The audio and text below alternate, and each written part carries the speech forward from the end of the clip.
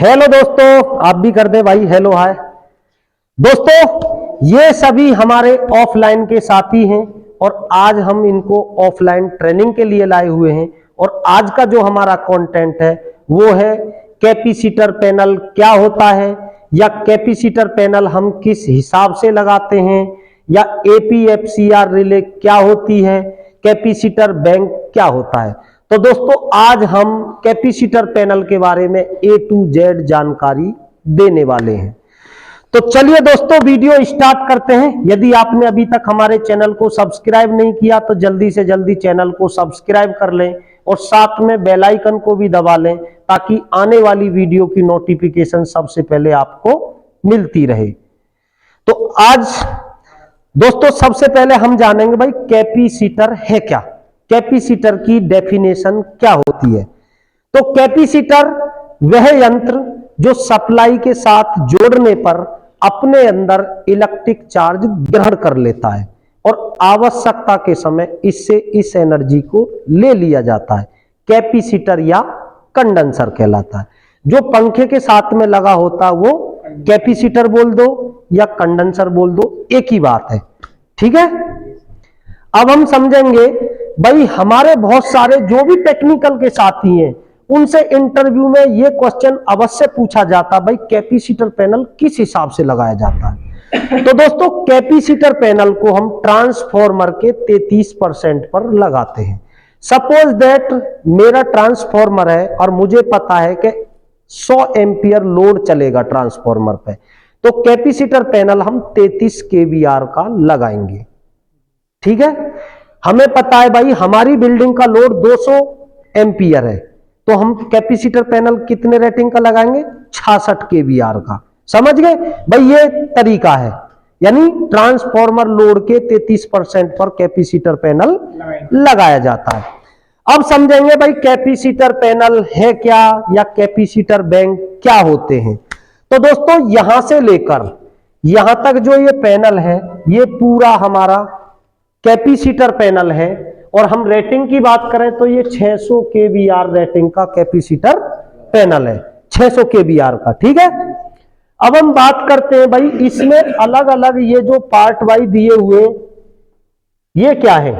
तो दोस्तों ये है कैपेसिटर बैंक। भाई सपोज दैट आपको किसी गेस्ट को 250 रुपए विदा देना है, मान लो सिस्टर को ही देने, तो भाई 250 का कोई नोट बना है, नहीं बना ना। तो भाई विदा के लिए आपको 200 के एक 50 का इस तरह से देने होंगे। ऐसे ही अब हम बात करते हैं तो भाई जब ट्रांसफॉर्मर पर लोड डिफरेंट डिफरेंट होगा तो कैपेसिटर बैंक भी उसी हिसाब से चलने चाहिए। तो हम रेटिंग के बारे में देखेंगे। देखो ये 5 kVAr का, थोड़ा आगे से दिखाएं, 5 kVAr का बैंक है, ये 10 kVAr का है, ये 15 kVAr का है, ये भी 15 का है। तो इस तरह से ये अलग अलग रेटिंग में हमें कैपेसिटर बैंक दिए होते हैं, है ना। ये जो अलग अलग बने हुए इन्हीं को हम कैपेसिटर बैंक कहते हैं।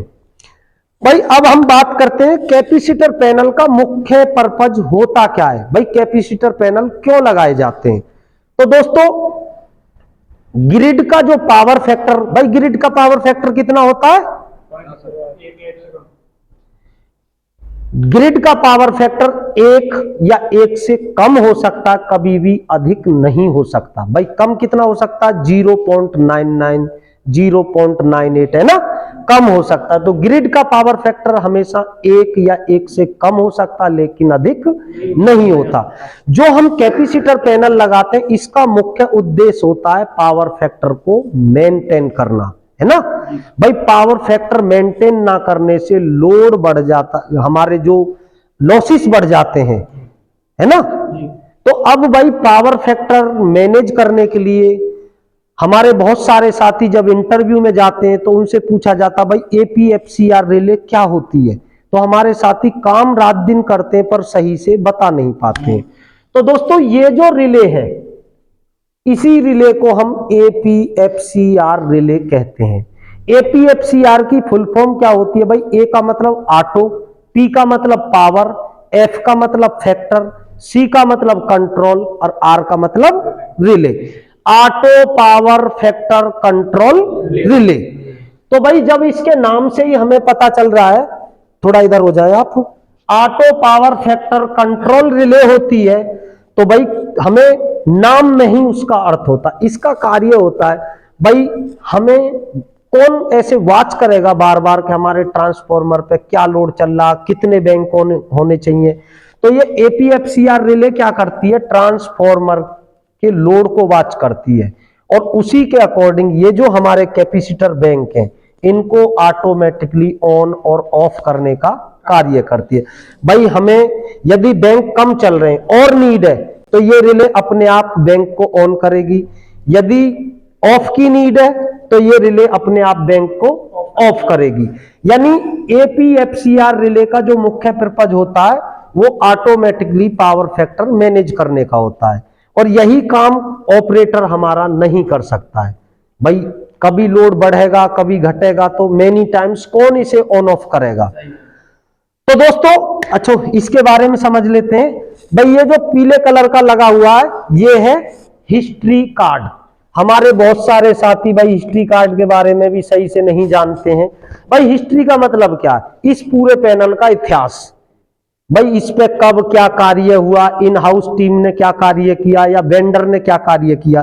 तो देखो यहां बियोम फैसिलिटी मैनेजमेंट का ये लोगो लगा हुआ, यानी कि यहां पर जो एजेंसी काम कर रही है बियोम फैसिलिटी काम कर रही है। क्लाइंट गौर होगा भाई, equipment history card, make rating 600 KVR का हमारा पैनल है तो यहां पर हमने 600 केवीआर रेटिंग भरी हुई है, ठीक है। लोकेशन बेसमेंट 1 भर सकते हैं। सर्विस प्रोवाइडर यदि हम बाहर से काम करा रहे हैं तो उसका नाम भर सकते हैं, ना तो इन हाउस टीम है। अब हम इसमें समझते हैं भाई इसमें क्या भरना होता है। यहां पर डेट भरी हुई है 10/11/24 और यहां पर डिस्क्रिप्शन में हमने ये लिखा कि भाई हमने क्या कार्य किया, मंथली पीपीएम वर्क डन, यानी जो मंथली पीपीएम हमने इस पैनल का किया तो वो डेट मेंशन की है और वर्क भी इसमें क्लियर किया हमने, और किसने किया है वो ऑपरेटर के साइन है। और रिमार्क में यदि आपको लगता हो कि भाई इसमें कोई एमसीसी भी खराब है, कोई इंडिकेटर काम नहीं कर रहा, वो चढ़ा सकते हैं रिमार्क में, या आपने कोई चीज चेंज की है नहीं वो चढ़ा सकते हैं रिमार्क में, है ना। तो या कोई वेंडर बाहरी आता है काम करता है वो भी हम हिस्ट्री कार्ड में चढ़ा सकते हैं। तो भाई जैसे यहां पर लिखा पीपीएम वर्क डन, तो पीपीएम की फुल फॉर्म कौन बताएगा जी, बताएं। Plan preventive maintenance.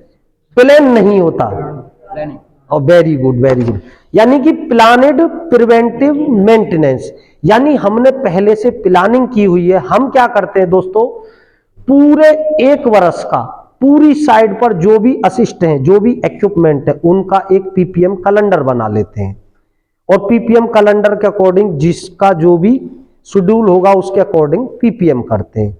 तो भाई पीपीएम कोड के बारे में कौन कौन जानते हैं। डब्ल्यू का मतलब क्या होता है, वीकली। एम का मतलब वेरी गुड, और क्यू का मतलब वेरी गुड, एच का मतलब, और वाई का मतलब वेरी गुड। तो दोस्तों ये हमारे पीपीएम कैलेंडर के कोड होते हैं भाई, जैसे हमारे साथियों ने बताया, बहुत ही अच्छा आंसर दिया है। इस तरीके से हम पूरा कैलेंडर के अकॉर्डिंग पीपीएम करते हैं।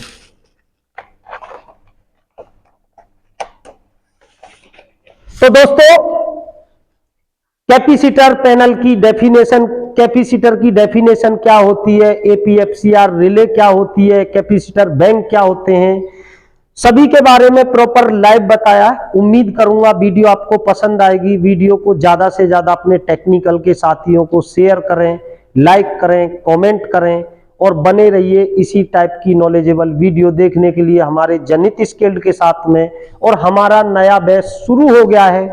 जो भी साथी आईटीआई, डिप्लोमा, बीटेक जैसी डिग्री करने के बाद अभी तक घर पे हैं, अपना कोई रेफरेंस ना होने की वजह से या किसी गवर्नमेंट जॉब की तैयारी की वजह से उन्होंने आईटीआई, डिप्लोमा, बीटेक किसी भी ईयर में पास आउट किया है, तो दोस्तों घबराए ना, हम उन साथियों को ऑफलाइन ट्रेनिंग देकर उनकी जो भी बीच की गैपिंग है उसको एक्सपीरियंस में कन्वर्ट करेंगे और अपने स्किल्ड के दम पर 100% टेक्निकल में जॉब प्लेसमेंट कराएंगे। दोस्तों, हमारे बहुत सारे साथी टेक्निकल में ऐसे भी हैं जो कई कई वर्ष से एक ही पद पर कार्यरत हैं, पद प्रमोशन नहीं हो रहा। भाई टेक्नीशियन है, सुपरवाइजर नहीं बन पा रहे, सुपरवाइजर है, इंजीनियर नहीं बन पा रहे, इंजीनियर असिस्टेंट मैनेजर नहीं बन पा रहे, या असिस्टेंट मैनेजर मैनेजर नहीं बन पा रहे। तो दोस्तों, पद प्रमोशन की भी हम तैयारी कराते हैं थ्योरिकली सेंटर पर, और प्रैक्टिकल के लिए प्रॉपर साइड पर जो भी फिटेड इक्विपमेंट होते हैं, हर इक्विपमेंट के बारे में प्रॉपर नॉलेज देते हैं और 100% पद प्रमोशन की जॉब प्रोवाइड कराते हैं। अधिक जानकारी के लिए आप YouTube पर हमारे जनित स्किल चैनल को सब्सक्राइब करें और डिस्क्रिप्शन में दिए नंबर पे कॉल करें। मैं आपका साथी भरत। जय हिंद, जय भारत।